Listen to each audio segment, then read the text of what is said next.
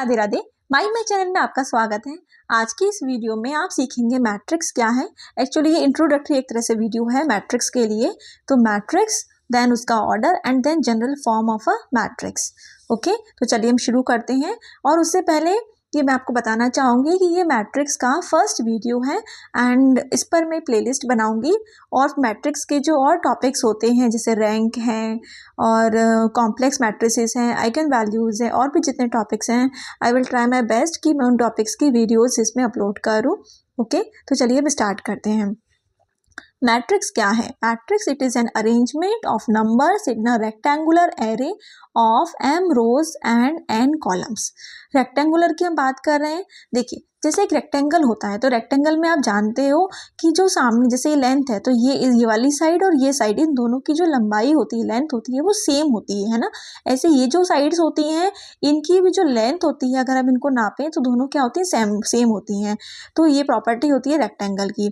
इसी तरीके से आप ये देखो कि अरेंजमेंट है नंबर्स का, मतलब नंबर्स को हमने बिठाया है। तो ऐसे बिठाया है कि जैसे यहाँ पर अगर 3 नंबर्स हैं तो उसके नीचे यहाँ पर भी 3 नंबर्स होंगे। तो क्योंकि यहाँ पे दोनों साइड सेम साइज की होती है ना, तो यहाँ पर भी सेम नंबर ऑफ एलिमेंट्स होंगे। ऐसा नहीं कि ऊपर 3 हो नीचे 4 हो, तो वो रेक्टेंगुलर अरेंजमेंट नहीं रहेगा।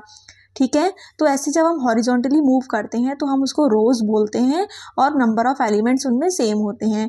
इसी तरीके से जब हम वर्टिकली मूव करते हैं तो उनको हम कॉलम्स बोलते हैं। यहाँ मैंने लिखा भी है, कॉलम्स बोलते हैं। और हम उसमें भी क्या होगा, क्योंकि ये वाली साइड का जो साइज है, लेंथ है, वो भी सेम होता है ना। इसी तरीके से हर कॉलम में जो एलिमेंट्स हैं वो सेम होते हैं। सेम मतलब उनकी काउंटिंग सेम होती है। जैसे इसमें 2 एलिमेंट्स हैं तो नेक्स्ट में भी 2 हैं, इसके नेक्स्ट में भी 2 हैं।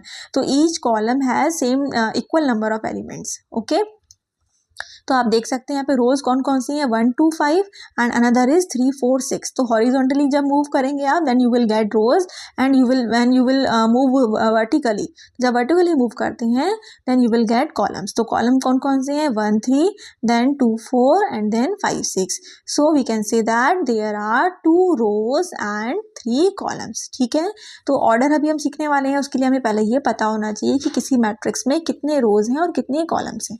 ठीक है, फॉर एग्जाम्पल आपके सामने मैंने एक एग्जाम्पल यहाँ मैट्रिक्स बनाई हुई है। Now you can easily see that कि यहाँ पे जब हम हॉरिजॉन्टली मूव करेंगे तो देयर आर 3 पाथ्स है ना, 3 रोज हैं ना, या 3 लेन्स हैं, ऐसे कह सकते हैं।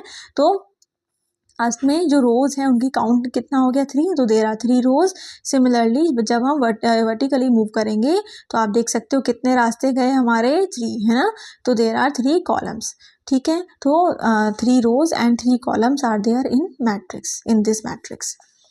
नेक्स्ट हम देखें ऑर्डर ऑफ अ मैट्रिक्स क्या होता है। तो very easy, order of a matrix means you will have to write the number of rows into the number of columns. आपको रोज की संख्या देखनी है और कॉलम्स की संख्या देखनी है। जैसे इस एग्जाम्पल की हम बात करें, यहाँ पे अब आपकी रोज कितनी है, 2 है ना। 2 हॉरिजॉन्टल आप रोज में मूव कर सकते हो, तो 2 रोज हैं, 2 है रोज। एंड देन आप वर्टिकली जब देखोगे तो कितने हैं, 4। तो देयर आर 4 कॉलम्स। तो 2 rows and 4 columns and according to this formula order will be number of rows into number of column. This means 2 into 4. ठीक है, सो ऑर्डर इज 2 into 4। अब ऐसा नहीं कि आप 2 into 4 8 लिख दो, नहीं।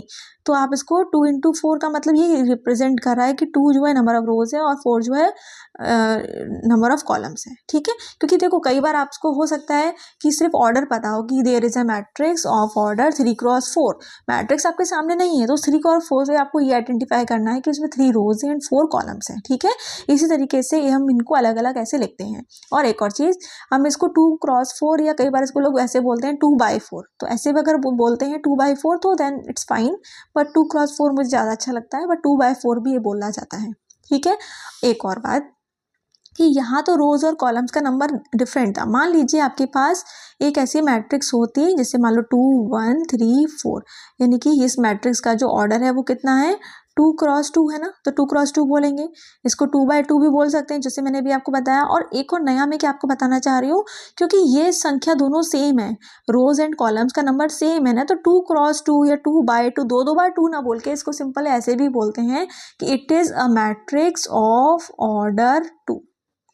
ठीक है, it is a matrix of order 2। तो 2 बार रिपीट ना करके हम सिंपल ऐसे बोलेंगे ऑर्डर 2, तो it is obvious that there are 2 rows and 2 columns. ठीक है, तो ये छोटी सी बात है, बहुत बड़ी बात नहीं है, लेकिन यू मस्ट नो, है ना। अगर आप जानते हैं तो बहुत अच्छी बात है, बट आपको पता होना चाहिए। Now next is general form of a matrix. तो जनरल फॉर्म भी बहुत इंपॉर्टेंट है। आगे जब आप टाइप्स को देखोगे या और डेफिनेशंस पढ़ोगे, कॉम्प्लेक्स मैट्रिसेस पढ़ोगे, तो डेफिनेशन में जो कई बार हम AIJ के टर्म्स में लिखते हैं। तो एक चीज़ हम यहाँ पे ये आपको बताना चाहते हैं, जनरल फॉर्म। उससे पहले देखो, आप एक चीज़ देखोगे कि यहाँ मैंने राउंड ब्रैकेट लगा दिया, यहाँ स्क्वायर लगा दिया। तो जब भी मैट्रिक्स को लिखते हैं तो ऐसे स्क्वायर भी लगा सकते हैं, ऐसे करके जो मैंने लगाया है। कई बार बुक्स में ना ऐसे राउंड करके भी होता है, तो दोनों ही तरीके ठीक हैं। तो कई बार ऐसे राउंड करके भी लगाते हैं और ऐसे भी लगाते हैं। ऐसे ये जो उसका मतलब कॉम्पैक्ट फॉर्म लिखा है मैंने मैट्रिक्स का, इसमें भी दोनों तरीके से लगाते हैं।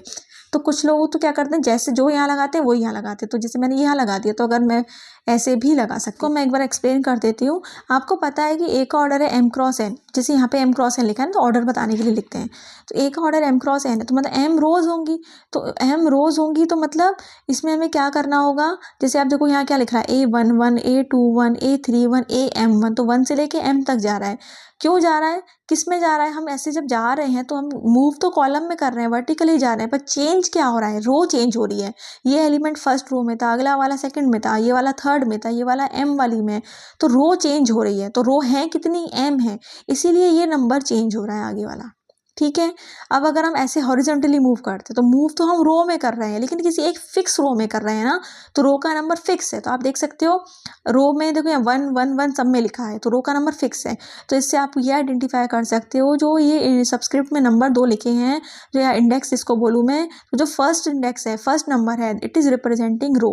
तो हर में देखो 1 लिखा है ना, this means you are moving in first रो।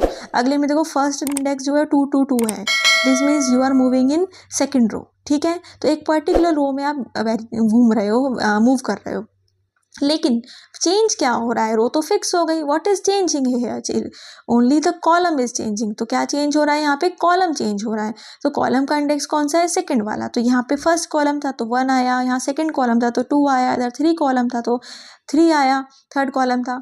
अब टोटल कॉलम है कितने, n है, तो अगर n कॉलम है तो n आएगा।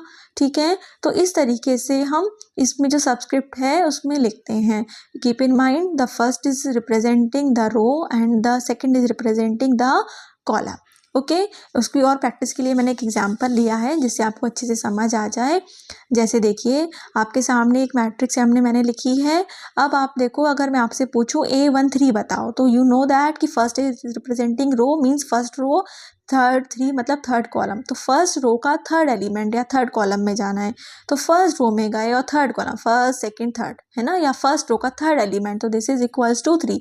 सो here the answer will be 3। okay, so you will get here 3.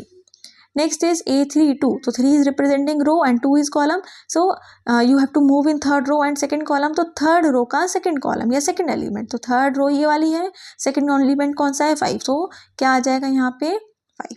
ठीक है, नेक्स्ट फिर A22, सेकेंड रो में सेकेंड एलिमेंट देखें या सेकेंड कॉलम का एलिमेंट देखें, तो यानी कि सेकेंड तो रो में जाना है और सेकेंड ही कॉलम में जाना है, तो क्या मिला हमें 3, तो हेयर इट इज 3।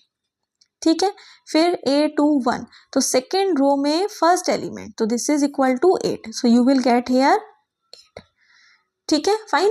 तो इस तरीके से आपको पता होना चाहिए कि हम इसके एलिमेंट्स कैसे रिप्रेजेंट करते हैं, इसका प्रेजेंटेशन कैसे होता है, what is order and what is matrix. So this is for the today's video. So I hope आपको वीडियो अच्छा लगा होगा, समझ आया होगा। मुझे कमेंट करके और लाइक करके ज़रूर बताइएगा, ये सब बहुत मैटर करता है। So wish you all the best, take care, Radhe Radhe. Next video में मैं इसके टाइप्स डिस्कस करने वाली हूँ। ओके, राधे राधे।